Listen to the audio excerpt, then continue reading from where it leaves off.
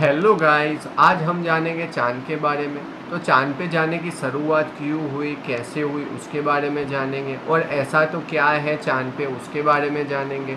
फिर जानेंगे चंद्रयान 1, 2, 3 के बारे में।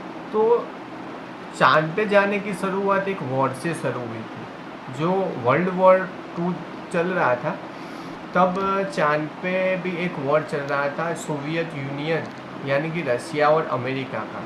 तो रसिया ने अपना सबसे पहले चाँद पे अपना स्पेसक्राफ्ट भेजा था, जिसका नाम था लूनार 1।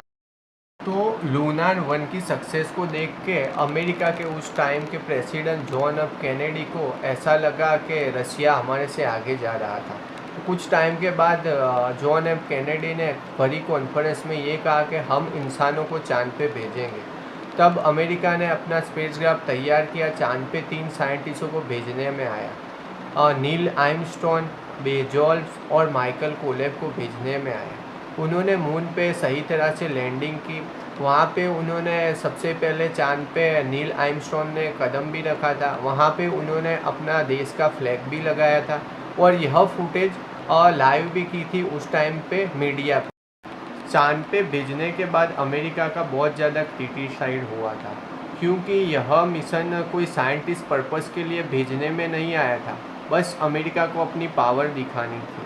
तो उसकी वजह से अमेरिका ने बहुत ज़्यादा पैसे भी बर्बाद किए थे और कोई साइंटिस्ट पर्पस नहीं था, इसलिए बहुत ज़्यादा ट्रोलिंग भी हुई थी अमेरिका। तो अब हम जानेंगे चाँद पे ऐसा तो क्या है कि सब जानना चाहते हैं। उसके पहले हम जानते हैं अपनी पृथ्वी के बारे में।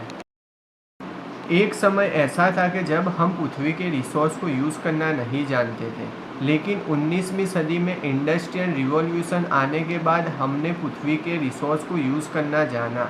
अब पृथ्वी के रिसोर्स क्या है, तो सबसे पहला कोयला है, सेकंड नंबर पे आता है ऑयल और तेल, और थर्ड नंबर पे आता है नेचुरल गैस।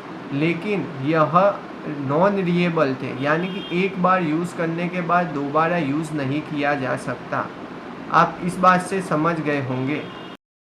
जैसे इंडस्ट्रियल रिवॉल्यूशन बढ़ता गया, वैसे वैसे इन खनिज तत्वों की डिमांड बढ़ती गई, लेकिन यह तो नॉन रिन्यूएबल थे, यानी कि इसे एक दिन तो ख़त्म होना है।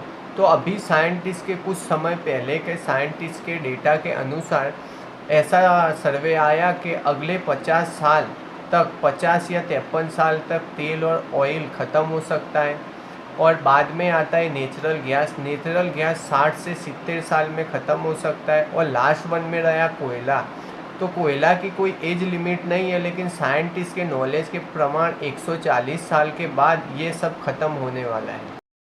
फिर आता है रीन्यूएबल एनर्जी, जैसे कि आज हम अपनी आंखों से सामने देख रहे हैं सोलर एनर्जी और विंड एनर्जी। लेकिन इसमें भी एक बहुत बड़ी दिक्कत है। तो दिक्कत ये है कि हम वेदर को अभी कंट्रोल नहीं कर सकते।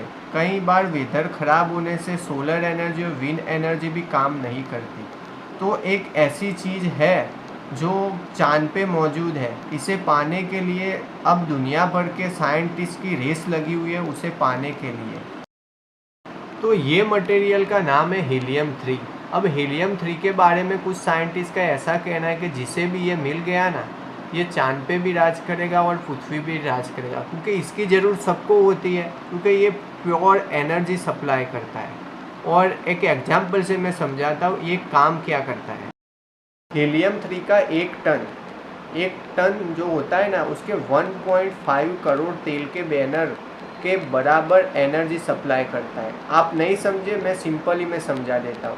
एक शहर है जहाँ पे 30 लाख लोग रह रहे हैं, तो उन्हें 365 दिन एनर्जी और पावर सप्लाई करने के लिए और 24 कलाक पावर सप्लाई करने के लिए ये हीलियम 3 काम आ सकता है। किस तरह, जैसे इसका सिर्फ 500 किलो हमें 365 दिन यानी साल भर हमें एनर्जी प्रोवाइड कर सकता है।